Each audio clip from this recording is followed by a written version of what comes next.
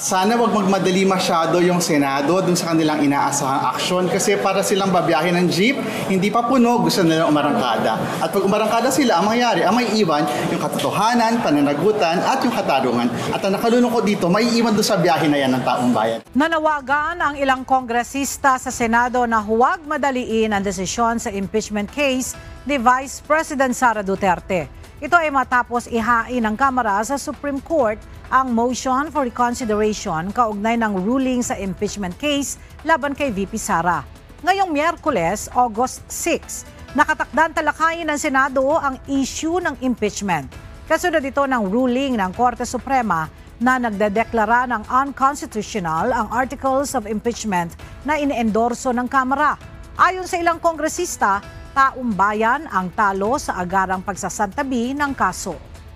The impeachment case is dismissed, then we have practically, it's to the country's loss. Kasi ibig sabihin nun, never natin malalaman at never masasagot ang mga katanungan matagal na nating hinihingi. Katulad ng kung ginamit ba ng tama ang confidential funds, may pananagutan ba ang Vice President tungkol sa kanyang pagbabanta sa buhay ng Pangulo, ng unang ginang at ng Speaker ng House.